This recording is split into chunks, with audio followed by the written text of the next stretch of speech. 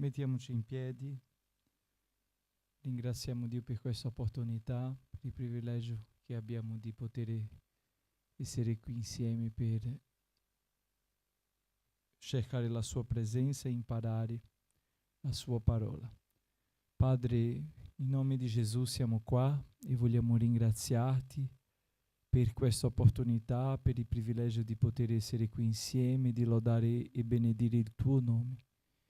Ti prego, Signore, di guidarci in ogni cosa, di benedirci in ogni cosa, che il tuo nome, Padre, sia glorificato stasera, che possiamo essere esortati, incoraggiati e edificati, Signore, tramite la tua parola, che tuo Spirito Santo possa lavorare in noi e che in noi abbia spazio, Signore, perché tu possa edificare la nostra vita.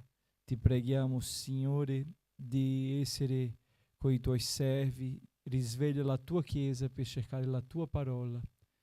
In nome di Gesù, Padre. Amen e amen. Lodiamo al Signore con gioia stasera. Vorrei invitare la missionaria Priscilla.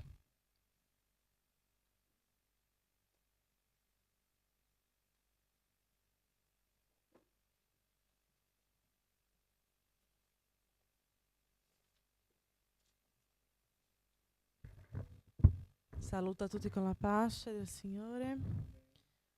Lodiamo con il numero 14.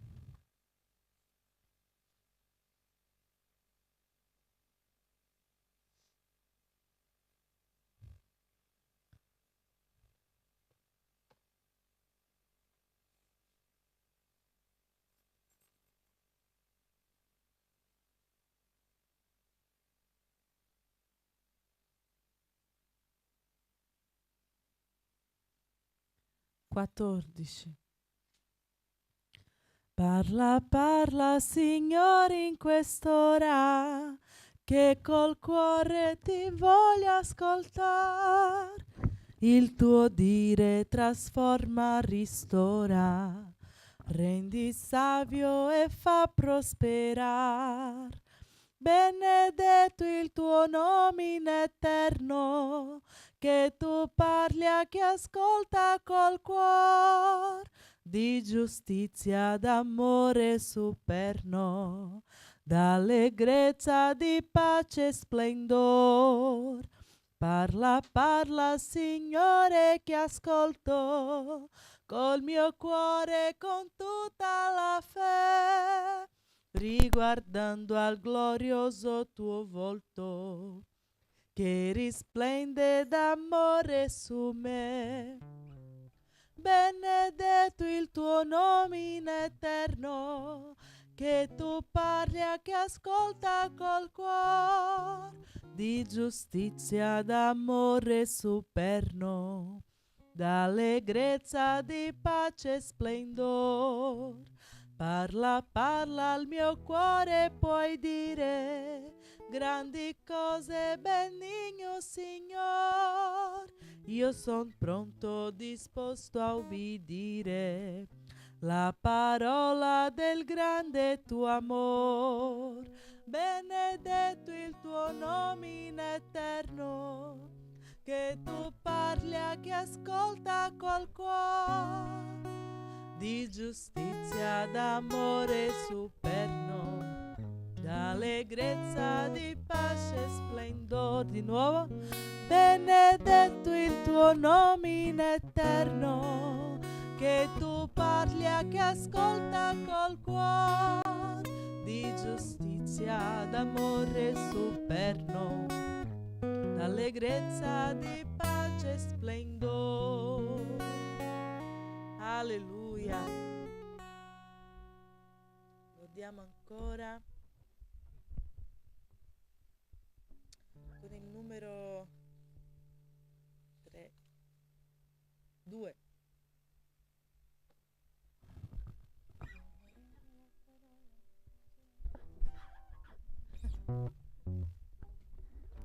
Due.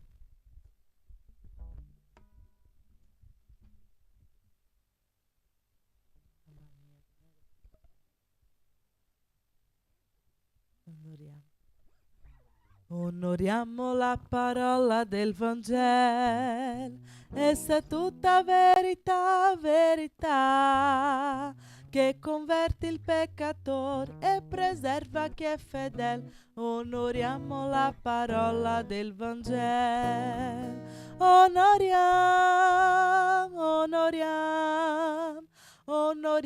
la parola del Vangelo, onoriamo col cuore per sempre l'Evangelo. Onoriamo la parola del Vangelo che conferma nella fede e che salva dall'errore e prepara per il cielo. Onoriamo la parola del Vangelo.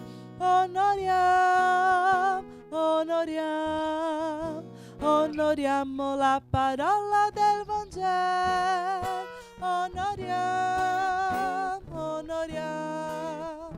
Onoriamo col cuore per sempre l'Evangelo. Onoriamo la parola del Vangelo, noi per essa dimoriamo nel perfetto e santo amore in Gesù l'Emanuele. Onoriamo la parola del Vangelo, onoriamo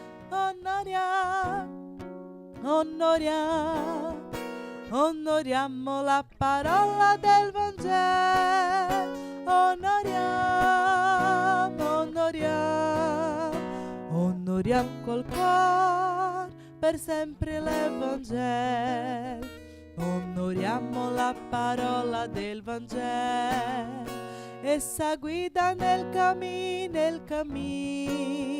della pace e dell'amore e fa crescere fedele. Onoriamo la parola del Vangelo.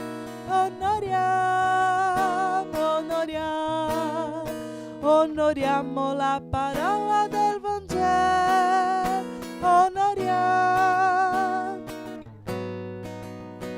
Onoriamo col cuore per sempre l'Evangelo.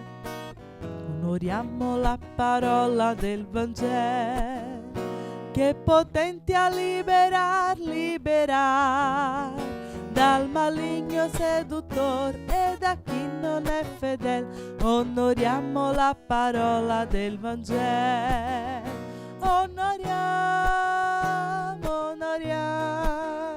Onoriamo la parola del Vangelo.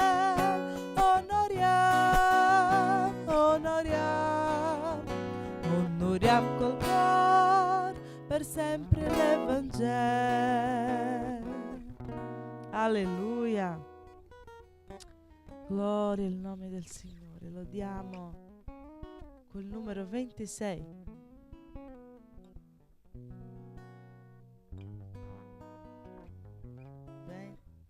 26.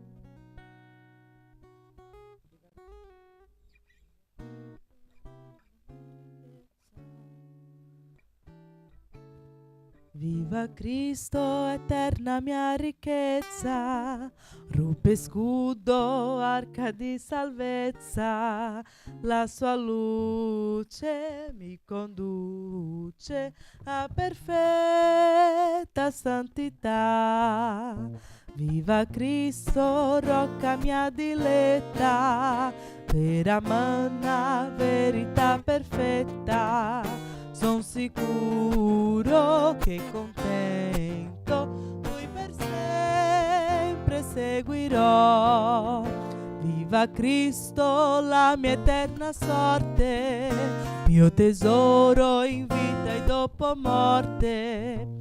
Mi consola la parola santa e pura del suo amor. Viva Cristo, alto mio ricetto, dai fedeli ogni ora benedetto. Il suo bene mi sostiene nelle lotte di qua giù.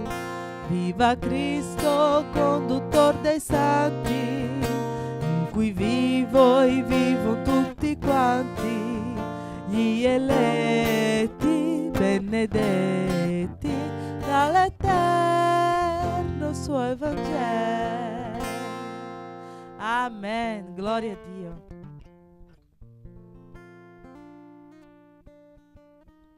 Lodiamo un'altra per finire il nostro momento di lode congregazionale. La Chiesa ti dà l'opportunità di chiedere, di scegliere una lode.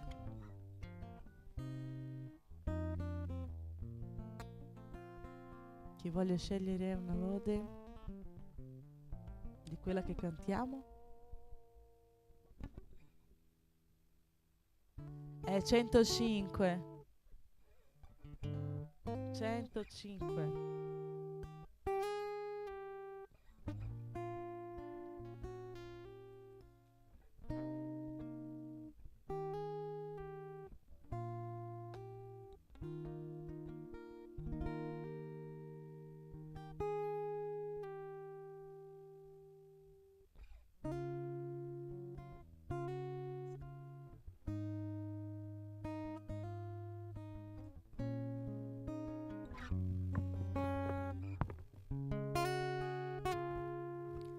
Tutto a Cristo io m'arrendo, tutto a Cristo il cuore do, io da Lui solo dipendo, da che Egli mi salvò.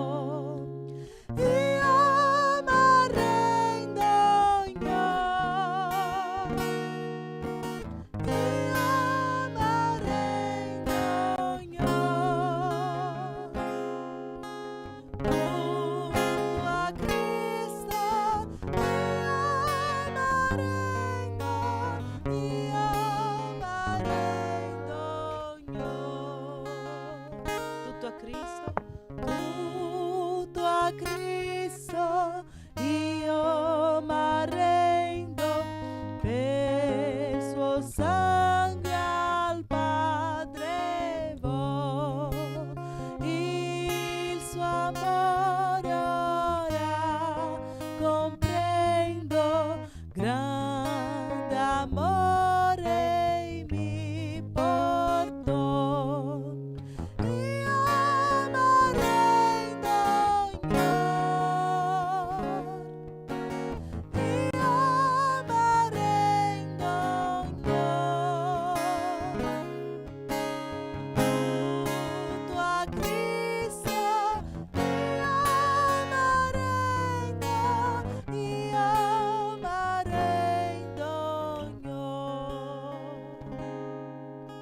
Sulla croce con amore sparse il sangue il Redentore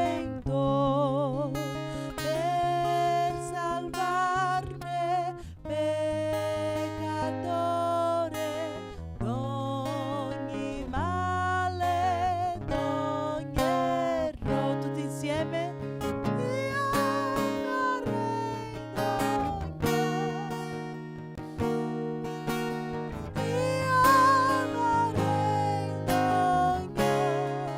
A Cristo io mi arrendo.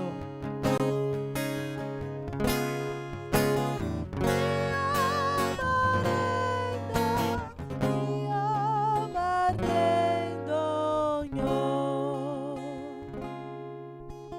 di Gesù il giusto, il forte, sono ora ambasciatore.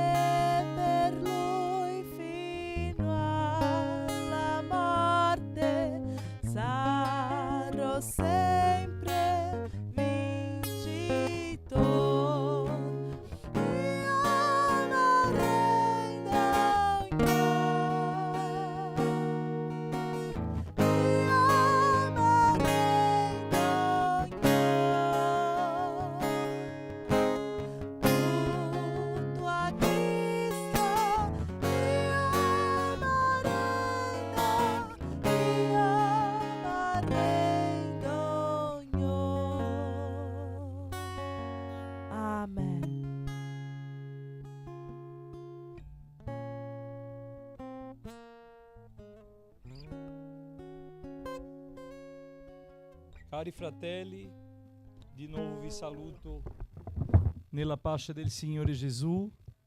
Mettiamoci in piedi, leggiamo la parola di Dio oggi. Il nostro testo base è la lettera di Paolo ai Romani, capitolo 9. Paolo scrive ai Romani e stasera mediteremo su questo capitolo 9. Dice così la parola del Signore: io dico la verità in Cristo, non mento, perché me lo attesta a mia coscienza nello Spirito Santo. Ho grande tristezza e continuo dolore nel mio cuore. Infatti, desidererei essere io stesso anatema e separato da Cristo per i miei fratelli, miei parenti secondo la carne.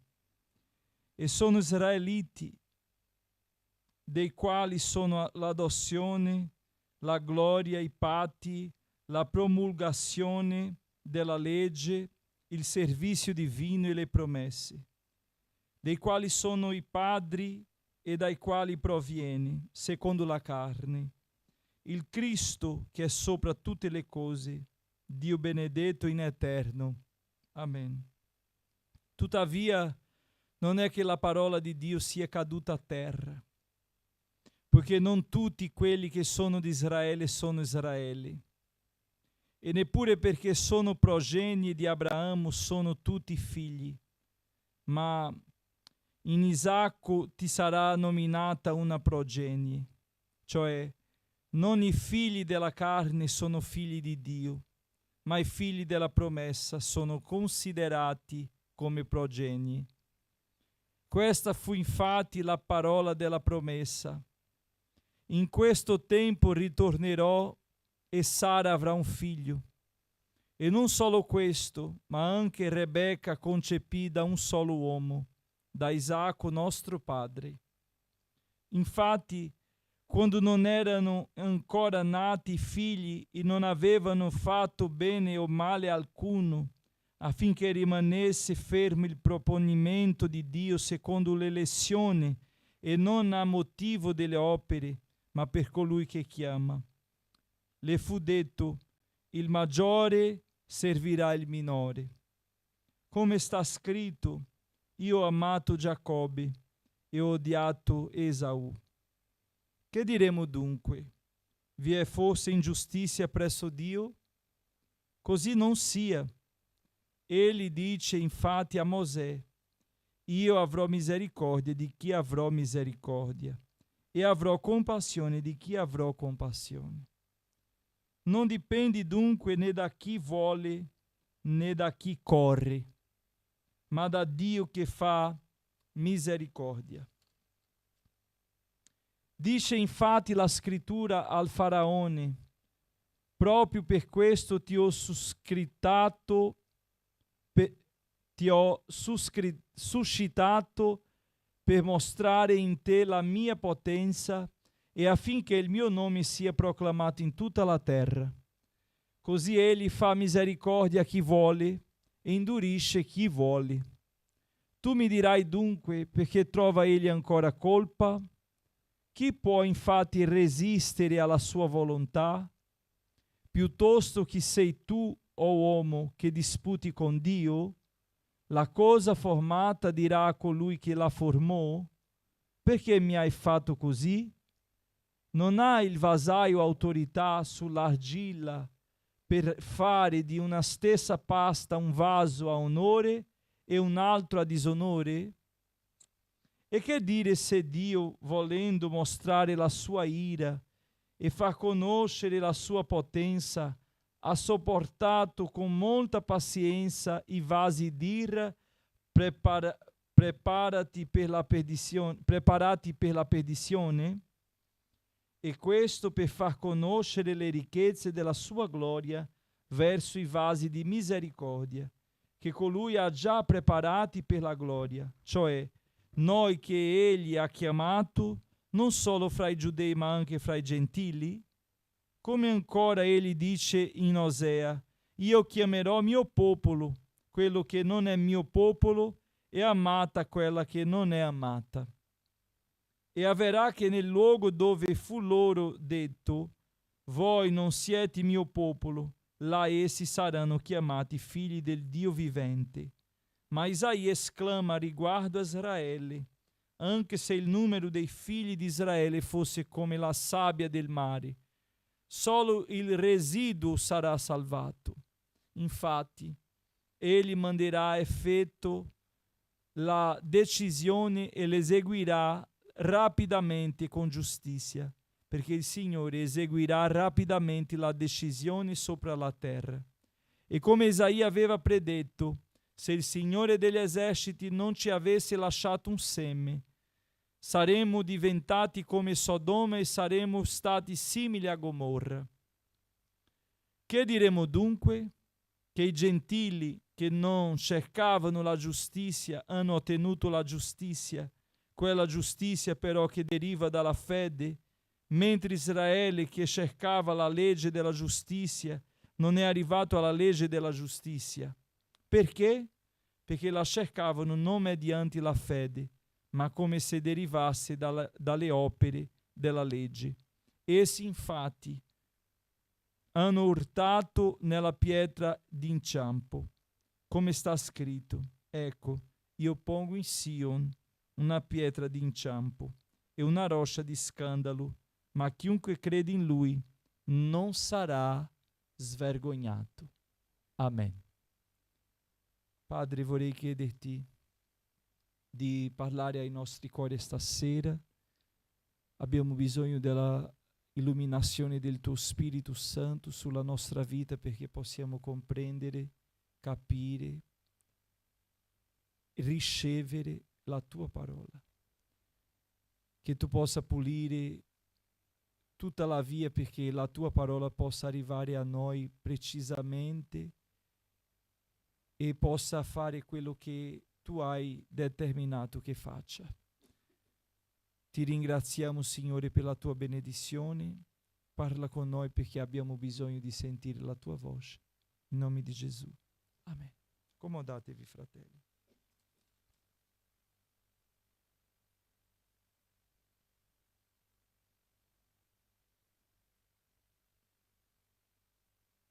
Allora, in questa serie di studi biblici che stiamo facendo da alcuni giorni, oggi ci troviamo proprio nel capitolo 9 della lettera di Paolo ai Romani.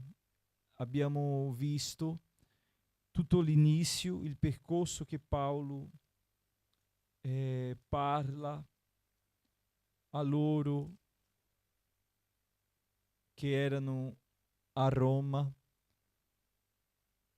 i saluti, la difesa, e l'Apostolo Paolo in questo momento scrive questo capitolo 9 iniziando con molto, non dirò dispiacere, ma dirò con un cuore rotto. Un cuore rotto perché è molto difficile, come dicevo stamattina nella preghiera del mattino, vedere una persona che è stata beneficiata non essere grata. È duro per ognuno di noi l'ingratitudine. E quando noi subiamo l'ingratitudine sentiamo sulla pelle questo e sappiamo bene come è amara per la nostra anima, per i nostri cuori. E quindi Paolo in quel momento sentiva un'amarezza nel cuore perché essendo lui giudeo, israelita, sentiva questo dispiacere del suo popolo che ha ricevuto tutta la parola, la promessa, perché Paolo parlava di un popolo che non è da 2 settimane o da un anno che ascoltava la parola, ma che è stato formato da Dio. La Bibbia dice che nel capitolo 12, Dio forma la sua nazione, il suo popolo. Quando chiama Abramo per diventare una nazione, e fa una promessa: da te farò benedette tutte le nazioni della terra. È vero che Abramo è diventato una nazione, ma questa nazione che è diventata fonte di benedizione, perché Dio aveva detto a Abramo: sia tu una benedizione. Quindi il Signore ha dato ordine a Abramo di diventare, di essere una benedizione non solo per il suo popolo, ma per tutti i popoli della terra, per tutte le nazioni della terra. E il salmista dice proprio questo, che beata la nazione in cui Dio è il Signore. Se noi conosciamo questo Dio, non è merito di noi missionari che abbiamo propagato o proclamato o evangelizzato. Prima hanno ricevuto i giudei la parola e da loro si è sparsa la parola. E la Bibbia dice che non solo in Gerusalemme, ma la parola dice che nella Giudea, in Galilea, in Samaria e fino a noi abbiamo ricevuto questa potenza che è la parola di Dio, che prima era riservata secondo i giudei ai giudei, ma non è stata mai solo ai giudei. Perché quando leggiamo capitolo 12 di Genesi vediamo che il Signore non ha fatto una esclusione, non ha escluso i popoli della terra. Nel suo piano perfetto di salvezza c'erano tutti, e quindi non possiamo dire che era solo per un popolo. No, il Signore aveva già pianificato tutto. Ma quel popolo che il Signore ha scelto, ha amato, ha desiderato, come Paolo stesso ha detto in Osea, quel popolo lo ha tradito, lo ha dimenticato. E vediamo nel profeta Osea che il Signore ha usato di una figura per chiamare il popolo di Israele di prostituta, perché si è prostituito e ha lasciato non in modo carnale, fisico, ma di fede i principi che hanno ricevuto dal Signore, e si sono messi con altri dei, e è stata la rovina di Israele. Ma questa rovina non è stata la nostra benedizione, perché a volte noi pensiamo che per causa di questo, tante persone interpretano così, per causa di questo noi gentili, noi che non siamo israeliti, abbiamo ricevuto la grazia, abbiamo conosciuto il Signore. No, il Signore certamente di alcun modo troverebbe un altro sistema, una uscita. Non era questo che voleva il Signore. Ha voluto Israele non riconoscere il Signore. E quindi per causa che loro non hanno riconosciuto il Signore, il Messia, il Signore si è presentato anche a noi. Quindi non possiamo escludere che il Signore voleva farsi visibile e salvatore di tutti, perché prima per Israele ma anche per noi, non che aveva questa possibilità che noi non fossimo accettati o ricevuti dal Signore. No, non aveva questa possibilità, perché se no il Signore diventava ingiusto, e la Bibbia dice che Dio è giusto. Quindi non ragioniamo di questo modo pensando che grazie a Dio Israele non ha riconosciuto il Signore e noi abbiamo ricevuto questa benedizione, perché se no cominceremo a dire che il caos che succede nel mondo dobbiamo ringraziare Dio per il caos, e non è così, se non daremo colpa a Dio di ogni cosa cattiva che succede nel mondo. Invece il Signore ha creato il mondo per essere perfetto, non per essere un caos. Amen? Come Lucifer è stato creato, suo nome dice già, perché fosse un angelo di luce, e è diventato quello che è diventato, ma non perché ha voluto Dio, perché si è corrotto lui.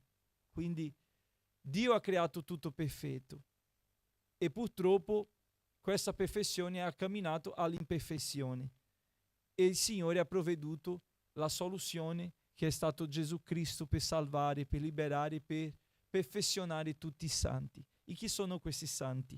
Non è Israele, sono tutti che credono, che accettano, che confessano, che ricevono Gesù Cristo come Signore e Salvatore della loro vita. Quindi Paolo parla di questo dispiacere. Lui poteva iniziare questo discorso contento perché lui si nominava apostolo di che? Dei gentili. Allora lui poteva cominciare questo discorso dicendo: ma io sono contento perché quello che sono è grazie all'incredulità degli ebrei, degli israeliti. Invece lui parla con molto dispiacere. Mi fermo un attimo per parlare su questo, entrare un po' in questo tema, perché purtroppo ci sono persone che non sentono i dolori degli altri. Volevo entrare in tutto questo testo del capitolo 9 e, se Dio vorrà, riuscirò a parlare, ma vorrei portare alla nostra vita questa insensibilità, perché l'incredulità deriva dell'insensibilità. Quando noi non abbiamo più questo senso, questa sensibilità, quando perdiamo questa sensibilità, perdiamo la fede, diventiamo increduli. Perché? Perché se noi non sentiamo, non possiamo credere, non riusciamo. Se noi non abbiamo questa sensibilità, non riusciremo a credere. Perché la Bibbia dice che Dio è spirito. Chi lo vede? C'è qualcuno qua? Non lo vediamo. Abbiamo visto Gesù, perché è la manifestazione di Dio sulla terra. È Dio Figlio manifestato. È Emanuele, Dio con noi. Allora, questo Gesù sì, possiamo dire che lo abbiamo visto, ma Dio no. Lo vedremo un giorno. Però la parola del Signore dice che questo Signore che si è manifestato in noi è venuto per salvare, per perdonare, è venuto per mettere diritta la strada che è stata messa storta per causa di cosa? Del peccato. Il peccato ha messo storta la strada. E cosa fa il peccato nella vita delle persone? Toglie la sensibilità. E noi abbiamo 5 porte nella nostra vita. Questo impariamo come da piccoli, no? E dico sempre, qua ho già insegnato qui che esistono queste porte, che dobbiamo mettere una guardia in ogni porta della nostra vita, sia nel tatto, sia nella visione, nel palato, nell'olfatto e nell'udito. Quindi queste porte sembrano di no, ma se noi navighiamo sulla Bibbia, vediamo che Davide, un giorno che non è andato in guerra, è rimasto a casa, ha visto Batseba. E quella porta, dove Batseba è entrata? Nella porta dei suoi occhi, nei suoi sensi. Allora, in quel momento che lei è entrata, il peccato è entrato non quando lui ha consumato il peccato, ma già lì. E Gesù ci ha parlato su questo quando ha iniziato il sermone parlando di adulterio, di tante altre cose, perché la legge dice di non fare così, ma io vi dico. Quindi vediamo Gesù facendo molto chiara la sua parola, evidente, compresa, perché il peccato non è solo l'atto, lì è soltanto la conclusione, perché quello invasore è entrato tramite una porta che abbiamo lasciata aperta. E per questo abbiamo bisogno di mettere un guardia, una guardia, che stia lì vigilante. Vediamo cosa dice il Signore su la vigilanza.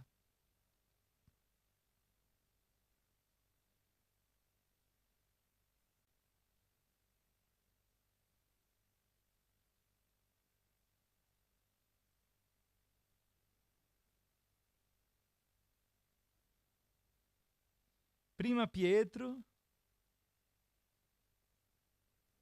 capitolo 5, versetto 8.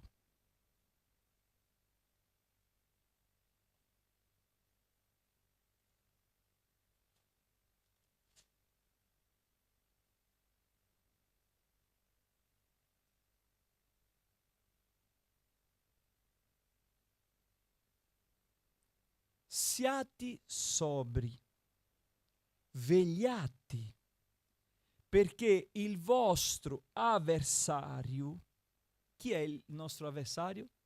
Il diavolo va attorno come un leone ruggente, cercando chi possa divorare.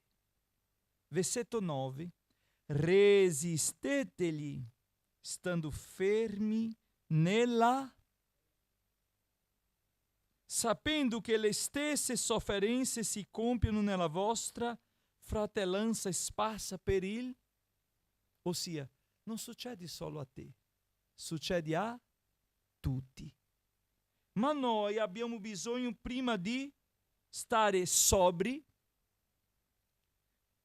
vegliate, è così che dice la parola, siate sobri, vegliate, dopo fa un salto e dice resisteteli.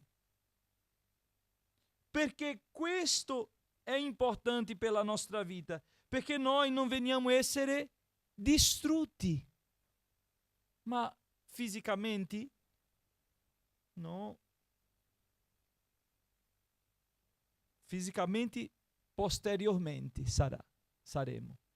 Ma adesso il diavolo vuole togliere da noi tutte le possibilità di rigenerazione, tutte le possibilità di tornare alla via della perfezione, perché lui è già condannato e non vuole andare da solo. Allora cosa propone lui? Di portarci con sé. Ma Gesù, tramite Pietro, ci avverte dicendo: siate sobri. Questa sobrietà, così, cos'è? Una persona che bevi perde questa sobrietà, ossia vuol dire discernimento. Questo vuol dire questa sobrietà. Di più, perché l'esagerazione porta alla perdita del discernimento e arriva in quel punto che stavo parlando, la sensibilità.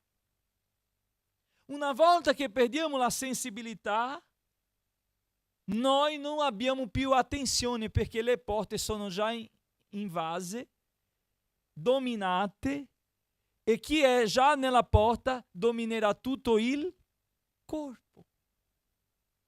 E per questo, fratelli, ci sono persone che non riescono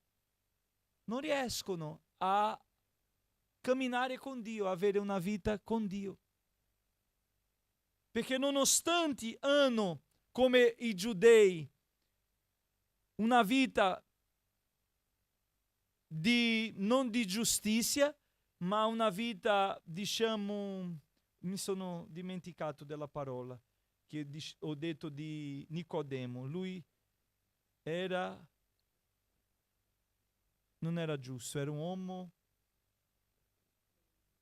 No. Nicodemo era un uomo che mi è fuggita la parola, non so se Priscilla ricorda di quella che ho usato, la parola che ho usato riferendomi a Nicodemo, perché era bravo, bene, coerente, ma non ho usato questo, dopo mi ricorderò.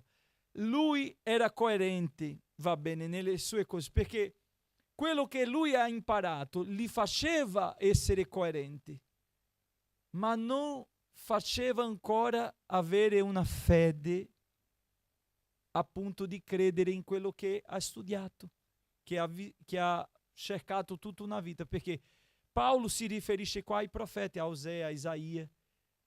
Nicodemo ha studiato Isaia, Osea o no? Ma non discerniva chi era Gesù, come tutti gli altri giudei. Perché? Perché nonostante avevano la scienza della parola, perché conoscevano la parola, ma non avevano la fede. Perché Dio è semplice, fratelli. Dio non è complesso. Nonostante sia grande, potente, Signore, dominante nei cieli, sulla terra, sotto la terra, Lui è semplice.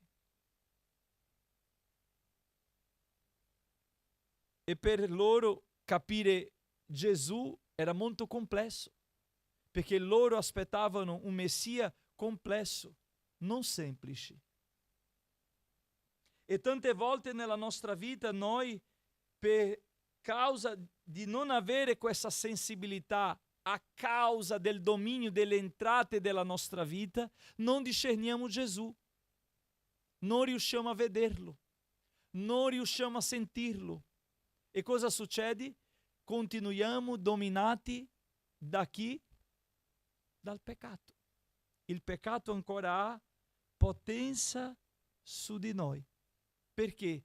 Perché noi abbiamo perso e ancora non abbiamo recuperato la sensibilità che ci porta alla fede. La Bibbia dice che Nicodemo è venuto da Gesù di notte a cercarlo. Diceva, ma tu certamente vieni da Dio, perché nessuno può fare cose come fai te se non proviene dal Signore. Vediamo il discorso di Gesù e Nicodemo. Giovanni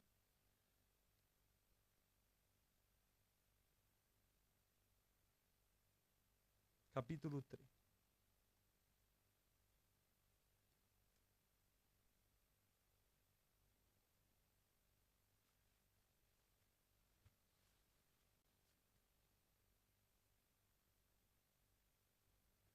Or c'era fra i farisei un uomo di nome Nicodemo, un capo dei giudei. Questi venne da Gesù di notte e gli disse: Maestro, noi sappiamo che tu sei un dottore venuto da Dio, perché nessuno può fare i segni che tu fai se Dio non è con lui. Gesù gli rispose e disse: in verità ti dico che se uno non è nato di nuovo non può vedere il regno di Dio. Mi fermo qua.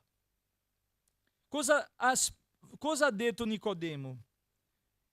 Che tu sei un dottore venuto da Dio. Gesù era un dottore? Un profeta, come pensavano loro? Riconoscevano che venivano da Dio. Erano persone che riconoscevano Dio. Ma Gesù ha detto che nessuno va al Padre se non per mezzo di me. È Lui la via. E loro non riconoscevano quella via. Non riconoscevano quella porta.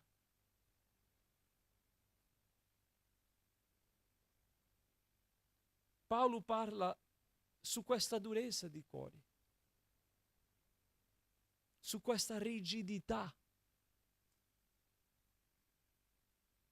Gesù quando parla e risponde a Nicodemo, risponde dicendo così: in verità ti dico che se uno non è nato di nuovo non può vedere il regno di Dio. Ossia, Gesù stava dicendo: io ti capisco, Io so perché tu non riesci ad avere una sensibilità, una visione diversa di quella che hai. Perché tu sei lo stesso. Tu sei lo stesso, tu non hai cambiato, tu non sei ancora rinato. E uno che non è rinato non può discernere. Invece, quando noi vediamo la parola di Dio, vediamo qua.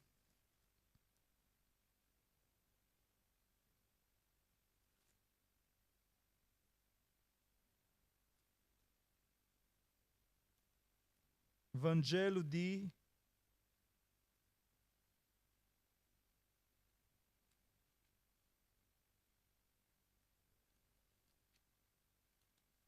Matteo.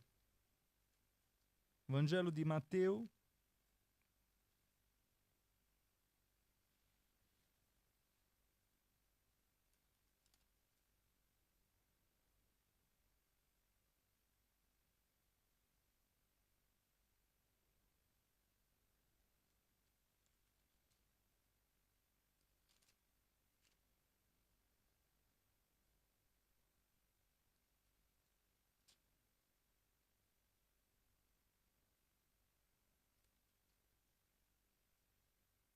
Capitolo 3.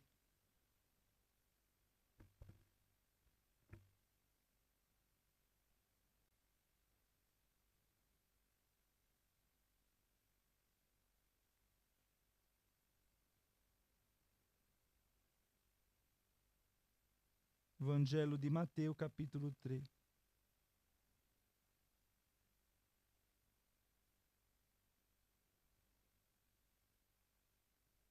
Oh, in quei giorni venne Giovanni Battista che predicava nel deserto della Giudea e diceva: ravvedetevi perché il regno dei cieli è. Lui dava la ricetta per avere discernimento, per avere sensibilità e per riconoscere Gesù. Qual è la via? La via di ravvedimento. Perché il regno dei cieli è vicino. Questo infatti è colui di cui parlò il profeta Isaia, quando disse: vi è una voce di uno che grida nel deserto, preparate la via del Signore, raddrizzate i suoi sentieri. Oh, Giovanni stesso portava un vestito di pelle di cammello e una cintura di cuoio intorno ai lombi, e il suo cibo erano locuste e miele selvatico. Allora Gerusalemme, tutta la Giudea e tutta la regione adiacente al Giordano accorrevano a lui ed erano battezzati da lui nel Giordano, confessando i loro peccati.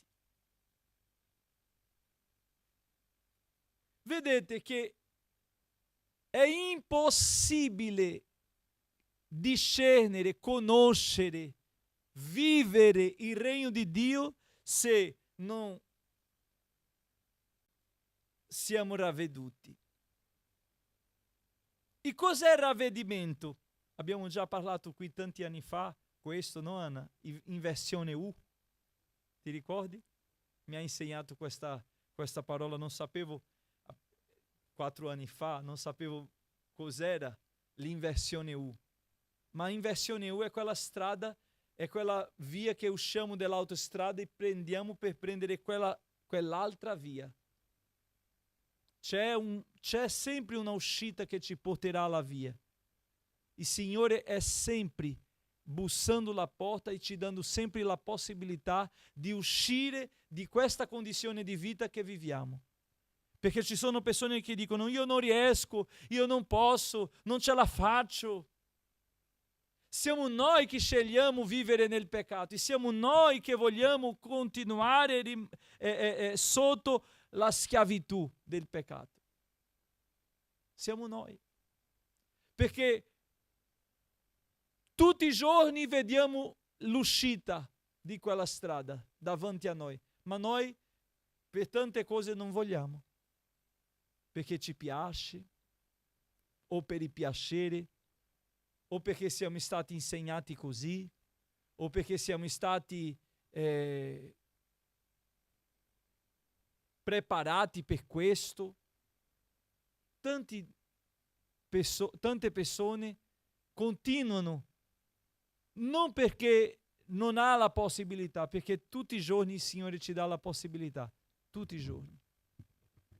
Tutti i giorni c'è una voce come questa di Giovanni Battista, urlando, sia fuori strada, sia dentro, sia per le piazze, e sia sulla TV, su internet. Dappertutto la voce del Signore è sparsa. I testimoni sono dappertutto, parlando non di Geova, testimoni di Cristo. Attenzione con i falsi. Ma la voce del Signore è dappertutto, chiamando al ravvedimento. Cosa ci chiama il Signore? A che cosa ci chiama il Signore? Al ravvedimento. Perché il Signore vuole così? Perché entrando sulla via del ravvedimento, ossia prendendo l'inversione U, entreremo sulla strada del Signore, che è la strada di ritorno. Perché questa strada che il mondo cammina è la strada dell'abisso, della morte. Ma il Signore ci dà la possibilità di ritornare e prendere la strada della vita. Quindi perdiamo questa sensibilità di noi stessi e degli altri, perché per noi è come se la salvezza non valesse per tante persone. Vedete come dice Nicodemo, tu sei un dottore, ossia lui ha riconosciuto un livello altissimo umano, ma spirituale no.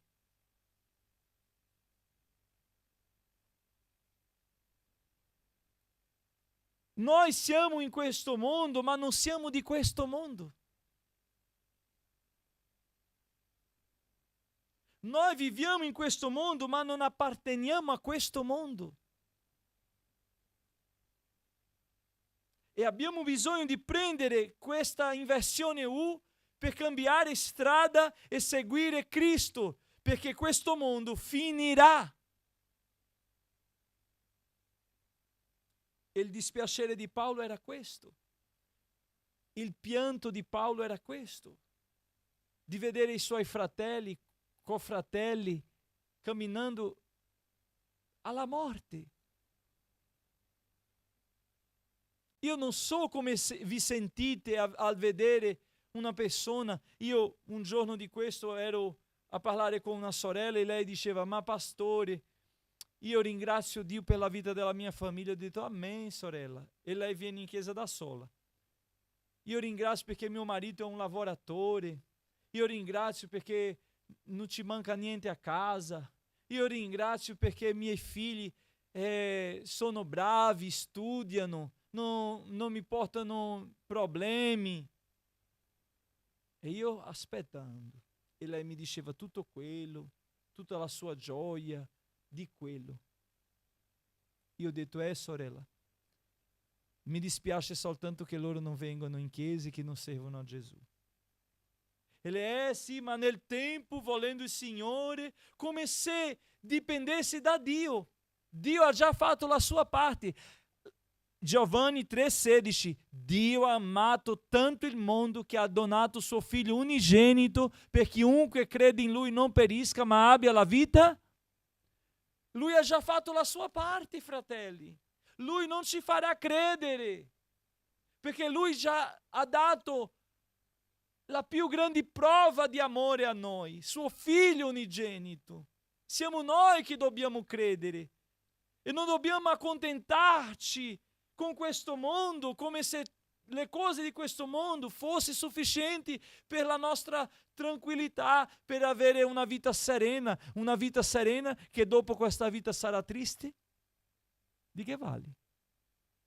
Gesù ha detto: di che vale l'uomo guadagnare tutto il mondo e perdere la sua anima? Di che vale un figlio bravo? No, pastore, allora dobbiamo annullare, dobbiamo dire che no, ma è piangere, dobbiamo bagnare gli occhi con lacrime per queste persone che ancora non conoscono Cristo. Sono duri di cuore. Paolo, nonostante guadagnava i gentili per il Signore, portava i gentili al Signore, ma i suoi occhi piangevano per i suoi confratelli, per la sua famiglia, per i suoi parenti che non credevano. Noi preghiamo per casa, preghiamo per macchina, preghiamo per guarigione, ma preghiamo per salvezza?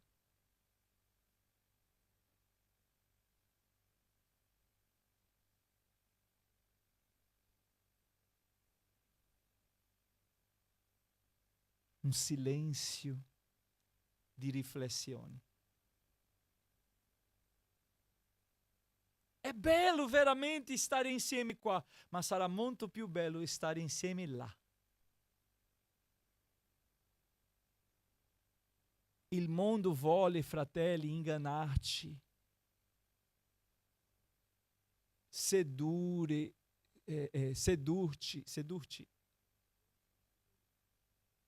vuole sedurci con i suoi incanti, la sua bellezza, la sua comodità, i suoi piaceri. E è facile inchinarsi a questo mondo, è facile, perché siamo...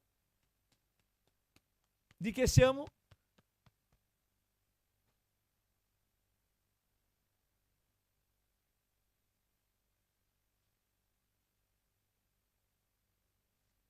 Capitolo 4 di Matteo.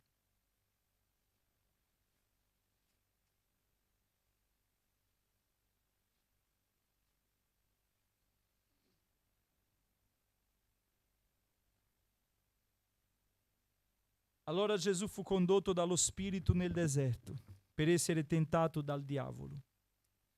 E dopo aver digiunato 40 giorni e 40 notti, alla fine ebbe fame. Ora il tentatore, accostandosi, gli disse: se tu sei il figlio di Dio, di che queste pietre diventino pane. Ma egli rispondendo disse: sta scritto, l'uomo non vivrà di solo pane, ma di ogni parola che procede dalla bocca di Dio. Allora il diavolo lo trasportò nella santa città, lo pose sull'orlo del tempio e gli disse: se tu sei il figlio di Dio, gettati giù, perché sta scritto, egli darà ordine ai suoi angeli riguardo a te, ed essi ti porteranno sulle loro mani, perché non urti col tuo piede in alcuna pietra. Gesù gli disse: sta anche scritto, non tentare il Signore Dio tuo.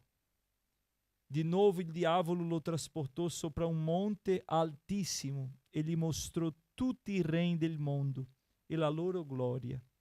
E gli disse: io ti darò tutte queste cose se prostrandoti a terra mi adori. Allora Gesù gli disse: vattene, Satana, poiché sta scritto: adora il Signore Dio tuo e servi a Lui solo. Allora il diavolo lo lasciò ed ecco degli angeli gli si accostarono e lo servirono. Gesù ci fa vedere qua cosa propone il diavolo a noi. Tutto di questo mondo. Le necessità. Ho detto già, un giorno ho incontrato una sorella nella tranvia, ho fatto quella festa proprio dopo la pandemia. Fratelli, quante persone sono morti? Tanti. A Bergamo vedevamo una fila di camion pieni di corpi. Cioè, se volete potete cercare su internet, c'è ancora questa immagine. E quando ho visto quella sorella ho fatto festa, ho ringraziato, ho detto: Glória a Dio che stai qui, che il Signore ti ha preservato. Come stai? E lei ha detto, pastore, tutto bene, c'è lavoro. Io ho visto quella sorella e ho ringraziato Dio per la sua vita, perché da tanto che non veniva in chiesa, da tanto che non si vedeva più. E la risposta che quella sorella mi ha dato è, grazie a Dio, tutto bene, perché c'è lavoro, ossia il suo benessere, la sua condizione di stare bene è se ha un lavoro. Io non sto qui dicendo, guarda, non lavorate, non è questo. Ma Gesù ha detto, nell'ultimo, Gesù ha detto, sta scritto, adora il Signore Dio tuo e servi a Lui solo. Il mio lavoro non può essere mio Dio. È una benedizione. E sa cosa sta succedendo? Che le benedizioni stanno diventando dei. Figli sono benedizioni, ma non sono dei. Il coniuge è una benedizione, ma non è il Dio. La casa è una benedizione, ma non è il tuo Dio. La macchina è benedizione, ma non è il tuo Dio. Il tuo stipendio è una benedizione, ma non è il tuo Dio. Abbiamo un solo Signore. Era questo che Paolo stava parlando, del suo dispiacere, ma noi non dobbiamo gloriarci con i giudei che non hanno creduto, come non dobbiamo gloriarci perché siamo salvati, basta, no, fratelli. Gloria a Dio che siamo salvati. Ma ci sono tanti che ancora non conoscono il Signore. E questo mondo di incredulità non può farci bene. Dobbiamo sentirci male, veramente. Dobbiamo tutti i giorni piangere davanti al Signore, chiedendo salvezza per questa Italia che dagli anni 40 non invia un missionario. Nel mondo non si trova un missionario italiano. È dura la faccenda.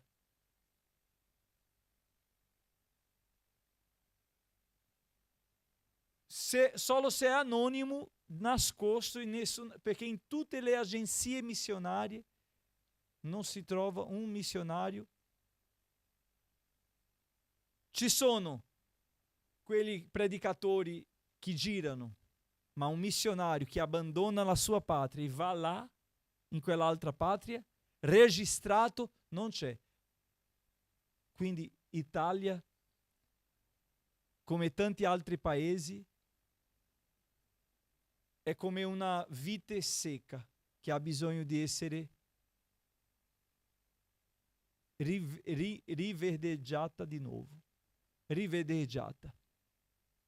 Ma Gesù ha detto che se siete in me e io sono in voi, portate molto frutto. E noi non vediamo frutti perché?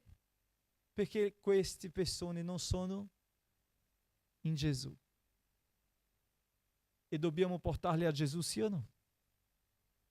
Certo che noi non ci fermeremo, continueremo facendo congresso, convegno, raduno, evangelizzazione, cantiamo, predichiamo, insegniamo, faremo il bene, ma noi non possiamo dimenticare che c'è una moltitudine, come Paolo ha detto, che loro sono come sabbia del mare, che non conoscono il Signore e che fra questa moltitudine Dio chiamerà il suo popolo.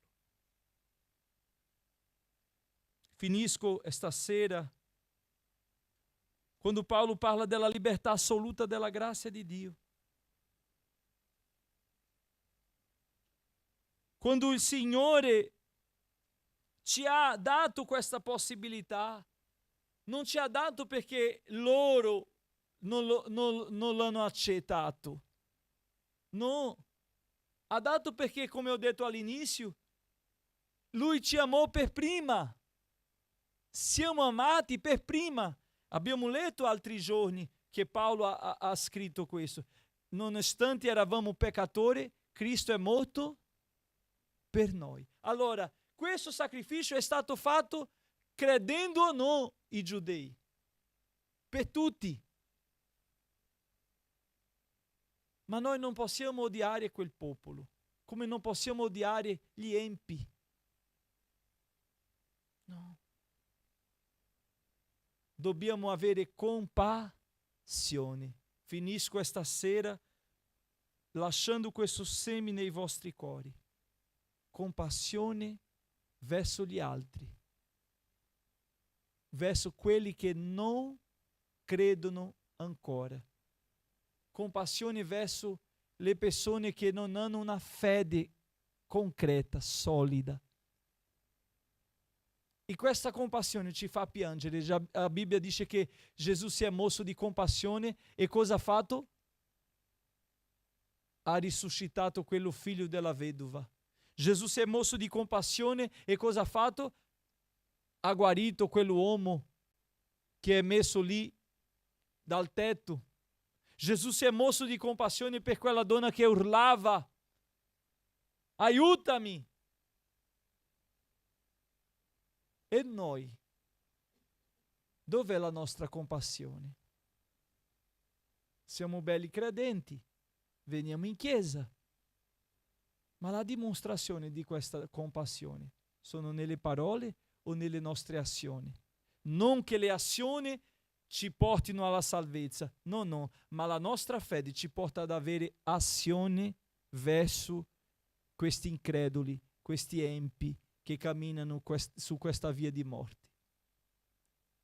Siamo salvati? È sufficiente? No. Non possiamo arrivare lì soli. Questo capitolo 9, Paolo ci spinge ad avere una sensibilità sulla salvezza. Siamo più sensibili alla necessità degli altri. Se io facessi una raccolta oggi qua e dicessi: fratelli, noi faremo una raccolta per aiutare una famiglia che non ha niente da mangiare, certamente tu andrebbe a casa, prenderebbe tutto che hai o facevi un'offerta, perché questo è più spronante. Ma quando si parla di portare la parola, qualcuno deve andare per portarla. Come udiranno se nessuno va? E come andare? Quelli che va ha bisogno di essere inviato, sì o no? Siamo bravi nel sostegno e questo è, non sto annullando questo, fratelli, per favore, per amor di Dio, mi capite quello che sto dicendo. Non sto dicendo che noi non faremo del bene, non aiuteremo gli altri. Questa chiesa è una chiesa che aiuta gli altri. Non sto parlando di una cosa che non facciamo, noi viviamo questo per la gloria di Dio, non per gloria nostra. Ma noi siamo proprio disponibili a fare, a muoversi, a avere compassione verso gli altri quando ha un bisogno fisico. Ma Gesù ci ha detto e ha detto a Satana che non è solo di pane che vivrà l'uomo, ma di tutta la parola che esce dalla bocca di Dio. Fratelli, la fame che c'è in questo mondo è molto più grande spirituale che umana, che fisica. In Italia ci sono 1023 comuni che non hanno un pastore. Abbiamo città che c'è una chiesa, il pastore è già anziano e che andrà in pensione e non potrà più fare perché ha già i suoi 80-90 anni, non ha più forza, come in una chiesa di un amico nostro più al nord d'Italia, il pastore si è ammalato, non può fare più pastore e la chiesa è rimasta senza pastore durante 3 anni. Veniva un pastore da lontano per assistere quella chiesa perché non c'era un pastore. C'è questa fame spirituale e noi non abbiamo questa sensibilità. Perché? Perché la salvezza per noi magari non sia tanto quando è tutto. Quell'uomo che era sulla croce accanto a Gesù ha detto: Signore, ricordati di me quando tu entri nel tuo regno. Tu vuoi stare dentro o fuori? Certamente tu vuoi stare dentro, ma queste persone che camminano verso l'abisso, loro non sapranno se nessuno lo dice. E noi cristiani siamo quelli che sosteniamo di meno l'opera missionaria. Io mi spavento e sono triste quando per fare le persone donare, offrire, contribuire, dobbiamo dire: guarda che noi facciamo un'opera sociale. Io non faccio opera sociale.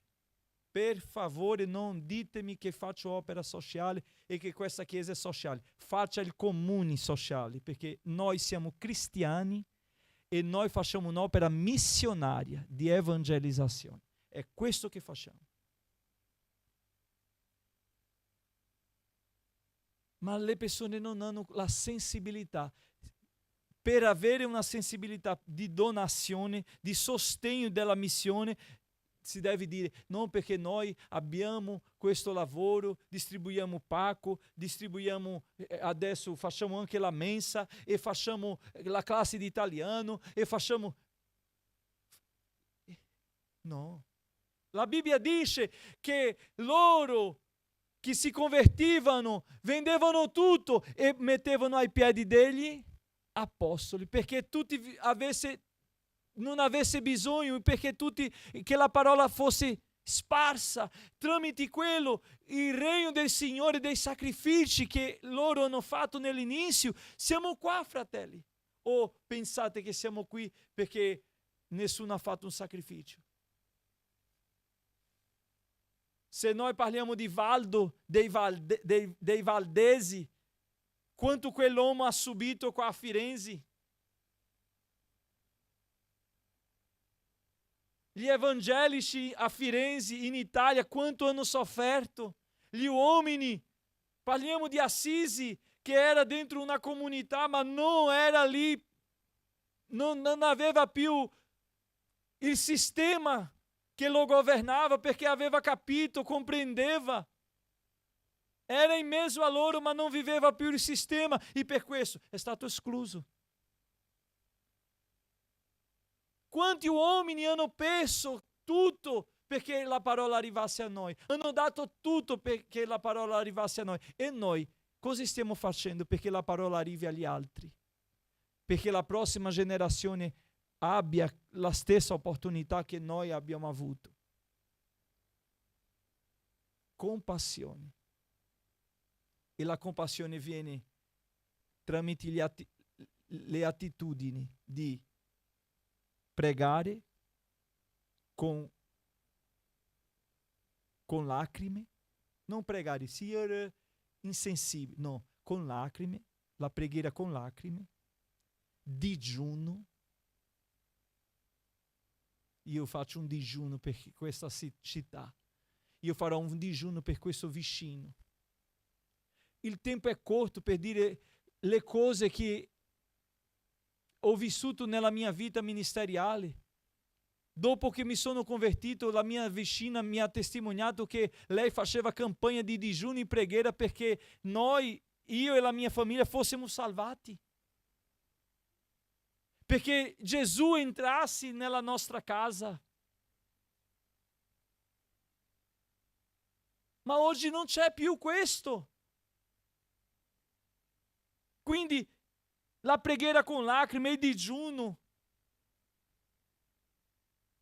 andare. Abbiamo un'evangelizzazione settimanale per la strada, un'evangelizzazione settimanale sulla strada, una. Questa è molto poco. Io ogni martedì, giovedì, quando vengo qua alla preghiera del mattino, vedo 100-150 ragazzi sulla strada. Io dicevo, Signore, se avessimo un gruppo di ragazzi sonando com una tenda, sonando, consegnando volantini, parlando di Gesù a questi ragazzi prima che loro entrassero dentro la scuola, e piango solo a pensare quei ragazzi che ancora 13enni, 14enni, fumando, bambini pieni di orecchini, cose che noi vediamo così, ma non è perché sia peccato questo, no, fratelli, ma è l'esagerazione che Satana include nella vita di queste persone. Perché il peccato non è quello che abbiamo, il peccato è l'esagerazione. Stiamo vivendo proprio un tempo che la Chiesa sta dormendo, mentre Satana non dorme. La Chiesa è addormentata, ma Satana è svegliato, lavorando di giorno, di notte, coinvolgendo bambini, adolescenti, giovani, adulti, anziani, tutti. E la Chiesa dormente. Abbiamo bisogno di alzarci e piangere, come ha detto il profeta Abacuque, pianga il sacerdote fra la tenda e l'altare. Che possiamo, fratelli, piangere per queste anime, per queste persone, ma non solo piangere, non solo pregare, non solo digiunare, non solo evangelizzare, ma anche contribuire, perché la nostra offerta arriva dove noi non possiamo arrivare. Io sono qui in Italia perché c'è una chiesa in Brasile che mi ha inviato qui per fare un'opera per l'Italia, non un'opera brasiliana, un'opera per l'Italia. Perché noi non siamo una ditta che apriamo filiali per fare quello, no, siamo una missione. E se quella chiesa e quei fratelli non donassero perché noi fossimo qua, come potevamo essere qui? Quindi non possiamo dire che quello che ci dà il Signore non è utile per l'opera di Dio. Anzi, Dio ci ha dato proprio perché il suo nome e la sua parola fosse sparsa e la parola arrivasse dove noi non possiamo andare. Abbiamo un progetto Vivaio Missionario. I ragazzi si formeranno questi giorni. 1 e 2 novembre avremo la formatura. Questi giovani saranno lì disponibili per essere inviati. Ma chi sosterrà questi ragazzi? Chi? Hanno dato tutto, hanno dato il loro tempo. Tu puoi fare, non puoi fare. Hai la chiamata? Non ho questa chiamata, ma io posso contribuire per quello che ha quella chiamata. Io finisco mandando un abbraccio a tutti i nostri missionari, dicendo a loro: non mollare, perché il Signore è vicino e non ci lascia. E dico ai giovani, agli uomini, alle donne, a tutti che mi sentono stasera: fate qualcosa perché la parola arrivi agli altri, a cominciare in ognuno di noi, a cominciare da me, Signore, che io sia una braccia accesa, che io sia un fuoco acceso, una lampada accesa, per la gloria del nome del Signore. Amen. Che Dio vi benedica. Preghiamo per la raccolta. Vorrei ringraziare con noi, ci sono 2 visitanti, che Dio benedica, benvenute, un piacere molto grande. Non state costrette, questo è una cosa che facciamo noi, la raccolta, abbiamo questo nel cuore e facciamo volentieri. Noi membri della Chiesa abbiamo questo impegno con l'opera missionaria, quindi non siate costretti a fare, perché facciamo con gioia per il Signore. Amen? Gloria a Dio. Preghiamo al Signore. Vorrei invitare Darli sarà già questi giorni, parteciperà della formatura, sarà la più giovane missionaria della nostra Chiesa, e credo che il Signore farà quello che noi non possiamo fare. Amen? Vorrei invitarla per pregare per tutti che contribuiranno. Tu che sei a casa, anche vuoi fare la tua offerta, fai con gioia per manutenzione dell'opera del Signore. E lei stessa.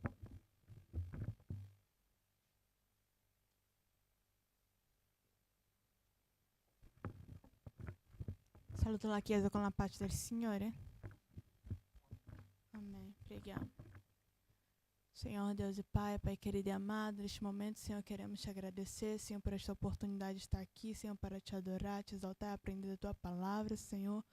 Pai, quero te pedir para abençoar, Senhor, cada um que está aqui, Senhor, aqueles que vão dizimar, Senhor. Pai querido, mas aqueles que não têm, Senhor. Pai, aqueles que precisam, Senhor, de uma porta de trabalho, Senhor. Te peço, Pai querido e amado, abre, Senhor, e providencia, Senhor, aquilo que precisamos, Pai. Quero te entregar, Senhor, a situação financeira da tua igreja em tuas mãos, Senhor, da tua casa, Pai. Providencia, Senhor, aquilo que precisamos, Senhor. Os recursos, Pai querido e amado. E obrigada, Senhor, por até aqui ter nos sustentado, Senhor. É o que eu te peço e te agradeço em nome di Gesù. Amen. Lodiamo insieme con il numero 508.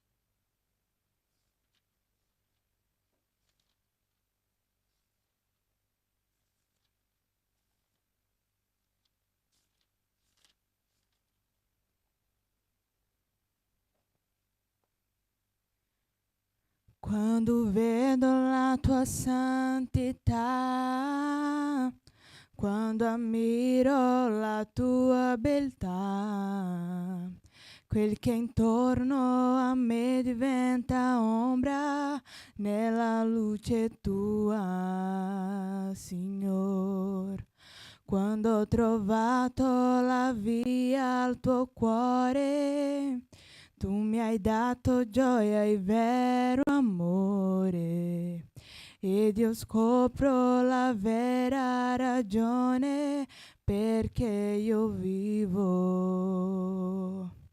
Per adorarti,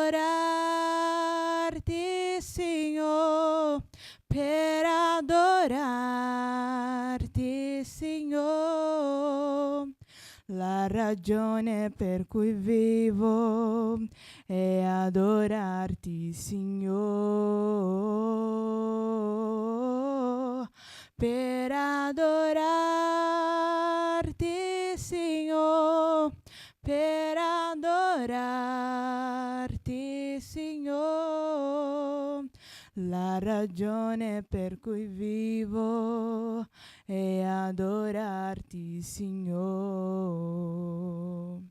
Quando vedo la tua santità, quando ammiro la tua beltà, quel che intorno a me diventa ombra nella luce tua, Signor. Quando ho trovato la via al tuo cuore, tu mi hai dato gioia e vero amore. Ed io scopro la vera ragione perché io vivo. Per adorarti, Signore, per adorarti, Signore. La ragione per cui vivo è adorarti, Signore. Per adorarti, Signore. Per adorarti, Signore.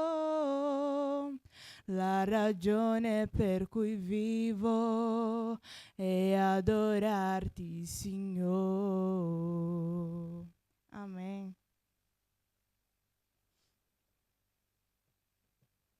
Mettiamoci in piedi, fratelli, ringraziamo il Signore.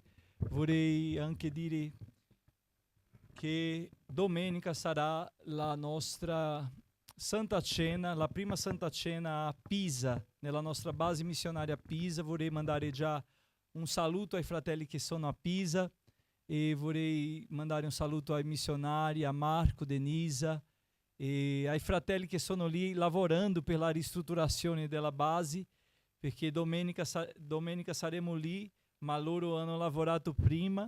Arriveremo, la chiesa sarà pulita, tutto organizzato, ma una squadra lì lavorando giorno e notte per lasciare tutto a posto per la domenica, e lì faremo una festa di gratitudine al Signore, celebreremo il Signore, ma il proposito di quella base è annunziare Gesù, e ci sono 89.000 persone in quella città che hanno bisogno del Signore. Amen. Che Dio benedica i fratelli di Pisa.